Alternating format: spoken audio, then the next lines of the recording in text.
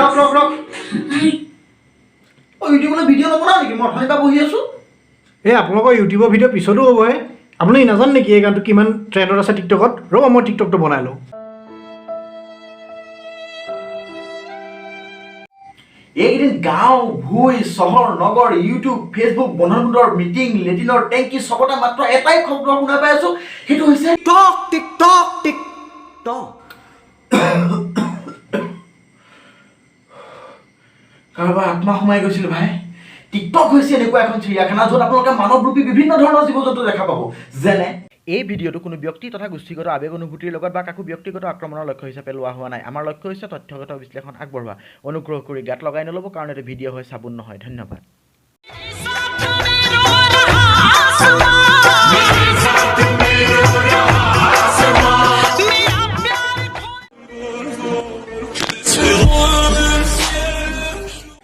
চ' ভাবিলোঁ এই বিশেষ চিৰিয়াখানাখনৰ বিষয়ে কিবা বোলেনে এই বিশেষ প্ৰতিভা প্ৰদৰ্শনৰ এপ্লিকেশ্যনটোৰ বিষয়ে দুআষাৰমান কথা আপোনালোকৰ লগত আলোচনা কৰোঁ।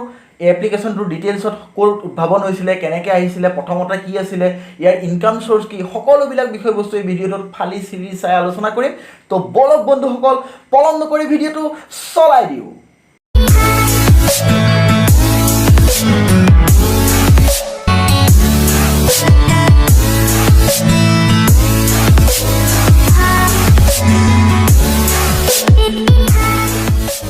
আৰম্ভ কৰিবলৈ ওলাইছোঁ টিকটকৰ আৰম্ভণিৰ কথা। এই টিকটক এপ্লিকেশ্যনটোৰ আৰম্ভণি 2014 চনত হৈছিল। চীনাৰ দুজন ব্যক্তি, সেই দুজন ব্যক্তিৰ নাম আছিলে এলেক্স ঝু আৰু লুইউ য়েং। এই ব্যক্তি দুজনে আৰম্ভ কৰিছিল এটা এডুকেশ্যনেল এপ, যিটো এপৰ থ্ৰুদি তেওঁলোকে 3 পৰা 4 মিনিট সময়ৰ ভিতৰত বিভিন্ন ধৰণৰ এডুকেশ্যনেল টপিক তেওঁলোকে কভাৰ কৰাৰ কথা ভাবিছিল। এই এপ্লিকেশ্যনটো বনাওঁতে তেওঁলোকক 6 মাহ সময়ৰ প্ৰয়োজন হৈছিল আৰু তেওঁলোকৰ ব্যয় হৈছিল $2.5 লাখ। ইমানখিনি ব্যয় কৰাৰ পাছতো এপ্লিকেশ্যনটো যেতিয়া বজাৰলৈ আহিছিল তেতিয়া সম্পূৰ্ণৰূপে ফ্লপ হৈ গৈছিল। কিন্তু তেওঁলোকে ভুলটোৰ পৰা তেওঁলোকে উপলব্ধি কৰিছিলে। তেওঁলোকে ৰিয়েলাইজ কৰি চাইছিলে যে 3 পৰা 4 মিনিট সময়ৰ ব্যৱধানত এটা এডুকেশ্যনেল টপিক ছাকচেছফুলি ডেলিভাৰ কৰাটো সম্ভৱ নহয়। আৰু যিবিলাক ক্ৰিয়েটৰ আছিলে, ক্ৰিয়েটৰসকলৰ ওচৰতো নাছিলে পৰ্যাপ্ত পৰিমাণে টুল, যাৰ বাবে এই এপ্লিকেশ্যনটো সিমান পৰিমাণে এনগেজিং হোৱা নাছিলে। কথাতেই কোৱা হয়, মানুহে নিজৰ ভুলৰ পৰা শিক্ষা ল'ব লাগে। আৰু যি কথাটো মৰ্মে মৰ্মে উপলব্ধি কৰিছিলে এলেক্স ঝুৱে। আৰু এলেক্স ঝু যেতিয়া ৰে'ল যোগে যাত্ৰা কৰি আছিল, তেতিয়া তেওঁ লক্ষ্য কৰিছিল যে য়ংষ্টাৰসমূহে তেওঁলোকৰ আজৰি সময়টো কেনেদৰে অতিবাহিত কৰে। তেতিয়া তেওঁ দেখা পাইছিল যে য়ংষ্টাৰসমূহে তেওঁলোকৰ আজৰি সময়খিনিত তেওঁলোকৰ যোনটো স্মাৰ্টফোন থাকে, তাত থকা ফ্ৰণ্ট কেমেৰাটোত ফটো তুলি নাইবা ভিডিঅ' বনাই পেলাই ষ্টিকাৰ ইউজ কৰি নিজৰ আত্মীয়সকলৰ মাজত শ্বেয়াৰ কৰি আনন্দ লাভ কৰিছিল। আৰু তাতেই তেওঁ দেখা পাইছিলে তেওঁলোক বিজনেছৰ সফলতাৰ চাবিকাঠি। আৰু যাৰ বাবে তেওঁ প্ৰস্তুত কৰিছিলে এনেকুৱা এটা এপ্লিকেশ্যন য'ত 15 ছেকেণ্ডৰ পৰা 1 মিনিটৰ ভিতৰত কিছুমান ভিডিঅ', পিকচাৰ আৰু মিউজিক এছেম্বল কৰি পেলাই তেওঁলোকে ভিডিঅ' প্ৰডিউচ কৰিব পৰা এটা ডিজিটেল এপ্লিকেশ্যন প্ৰডিউচ কৰিছিলে। আৰু য'ত তেওঁ এটা বিজনেছ প্লেন লগাইছিলে যে ক্ৰিয়েটৰ আৰু ভিউৱাৰ্ছসমূহ একেলগে কানেক্টেড হৈ থাকিব, যাৰ ফলত এটা ডাঙৰ ছ'চিয়েল নেটৱৰ্কিং বিল্ড হোৱাত একেবাৰে সময় নালাগিব। মাত্ৰ 30 দিনৰ ভিতৰত এওঁলোকে প্ৰস্তুত কৰিছিলে এটা এপ্লিকেশ্যন, যিটো এপ্লিকেশ্যনত পিকচাৰ, মিউজিক আৰু ভিডিঅ' এছেম্বল কৰিব পাৰি। আৰু এই এপ্লিকেশ্যনটোৰ নাম আছিলে মিউজিকেলি। আৰু এই এপ্লিকেশ্যনটো আৰম্ভ কৰাৰ পাছত এপ্লিকেশ্যনটো চলিছিলে, নচলা নহয়, একেবাৰে ফ্লপ যোৱা নাছিলে। এপ্লিকেশ্যনটো চলিছিলে কিন্তু ট্ৰেণ্ডিঙত অহা নাছিলে। তাৰ বাবে তেওঁলোকে ভাবিছিলে যে কেনেকৈ এপ্লিকেশ্যনটো ট্ৰেণ্ডত অনা যায়, ইয়াক কি বস্তু এড কৰা যায় যাৰ ফলতে এপ্লিকেশ্যনটো ট্ৰেণ্ডত আহিব। তাৰপাছত তেওঁলোকে লক্ষ্য কৰিছিলে যে এটা টিভি শ্ব' আহিছিলে চাইনাত, যিটো টিভি শ্ব'ত মানুহবিলাকে লিপচিং কৰিছিলে, গানত, বেলেগৰ গানত লিপচিং কৰিছিলে আৰু তেওঁলোকে বহুত আমোদ পাইছিলে। এই বস্তুটোত তেওঁলোকে ফিউচাৰ দেখা পাইছিলে। এই মিউজিকেলি এপ্লিকেশ্যনটো অহাৰ আগতে আৰু বিভিন্ন ধৰণৰ এপ্লিকেশ্যন এভেইলেবল আছিলে, যেনে ধৰক dubsmash.com, যিটো এপ্লিকেশ্যন লিপচিঙৰ কাৰণে ফেমাছ আছিলে। বা আমি ধৰিব পাৰোঁ স্নেপচেট ফেমাছ আছিলে তাৰ ফেমাছ ষ্টিকাৰবিলাকৰ কাৰণে। FB, ইনষ্টা এইবিলাক এপ্লিকেশ্যন ফেমাছ আছিলে তাৰ ইউজাৰ ইণ্টাৰফেচটোৰ কাৰণে। এনেকুৱা বিভিন্ন ধৰণৰ কাৰণত এইবিলাক এপ্লিকেশ্যন ফেমাছ আছিলে। কিন্তু তেওঁলোকে চাইছিলে যে মানুহবিলাকক অলপ বেলেগ ধৰণৰ এটা সোৱাদৰ প্ৰয়োজন হৈছে। এই ট্ৰেডিশ্যনেল এপ্লিকেশ্যনবিলাকতকৈ কিবা অলপ বেলেগ ধৰণৰ এটা সোৱাদৰ প্ৰয়োজন হৈছে। তাৰ বাবে তেওঁলোকে প্ৰস্তুত কৰি উলিয়াইছিলে মিউজিকেলিটোত বিভিন্ন ধৰণৰ ফিচাৰ দিছিলে, বিভিন্ন ষ্টিকাৰ ইনক্লুড কৰি দিছিলে। আৰু তেওঁলোকে মেইনলি ফ'কাছ কৰিছিলে যে ক্ৰিয়েটৰসকলে ভিডিঅ' বনাবৰ কাৰণে বিভিন্ন ধৰণৰ টুল এই এপ্লিকেশ্যনটোত ইনবিল্ড আছিলে, যাৰ বাবে তেওঁলোকে সহজতে ভিডিঅ'সমূহ বনাব পাৰিছিলে। যাৰ বাবে এই মিউজিকেলি এপ্লিকেশ্যনটো ছুপাৰ হিট হৈ গৈছিলে আৰু সব জেগাতে ট্ৰেণ্ডিঙত আছিলে আৰু ইয়াৰ পপুলাৰিটিৰ প্ৰতি লক্ষ্য ৰাখি চাইনিজ এটা কোম্পানীটোৰ নাম হৈছে বাইট ডান্স। এই কোম্পানীটো আছিলে চাইনিজ ইণ্টাৰনেট টেকন'লজি কোম্পানী আৰু এই কোম্পানীটোৱে এই টিকটক কোম্পানীটো কিনি লৈছিলে প্ৰায় $1 বিলিয়ন। এই বাইট ডান্স কোম্পানীটোৰ বিভিন্ন ধৰণৰ ডিজিটেল প্লেটফৰ্মৰ এপ্লিকেশ্যন অলৰেডি আছিলে। তাৰে ভিতৰত তেওঁলোকৰ ফেমাছ এপ্লিকেশ্যন হৈছে ডউইন, যিটো এপ্লিকেশ্যন চাইনাৰ বজাৰত সহজ ভাষাত ক'বলৈ গ'লে চাইনাৰ বজাৰৰ টিকটক, এতিয়া যোনটো টিকটক এইটো চাইনাৰ বজাৰৰ সেই সময়ত টিকটক আছিলে।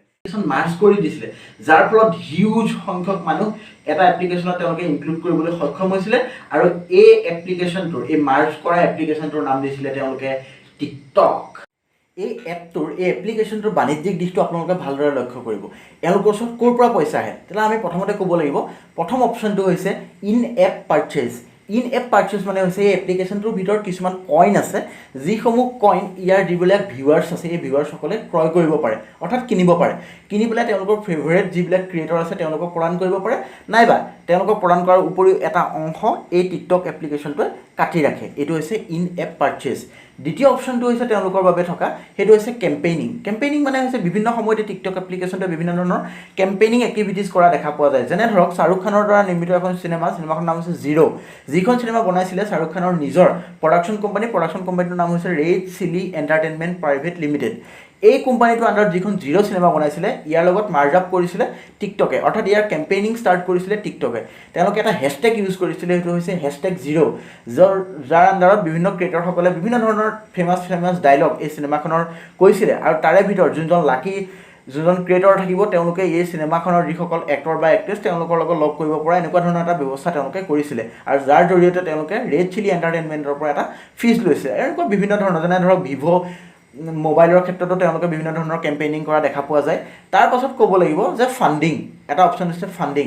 এই 1 বিলিয়ন প্লাছ ডাউনলোড থকা এটা এপ্লিকেশ্যন বা এপল ষ্ট'ৰত টপত থকা এটা এপ্লিকেশ্যন, এনেকুৱা পপুলাৰ এপ্লিকেশ্যনসমূহৰ বাবে ফাণ্ডিং পোৱাটো হয় যথেষ্ট পৰিমাণে ইজি, যিহেতু এই এপটোৰ যথেষ্ট পৰিমাণে পটেঞ্চিয়েলিটি আছে।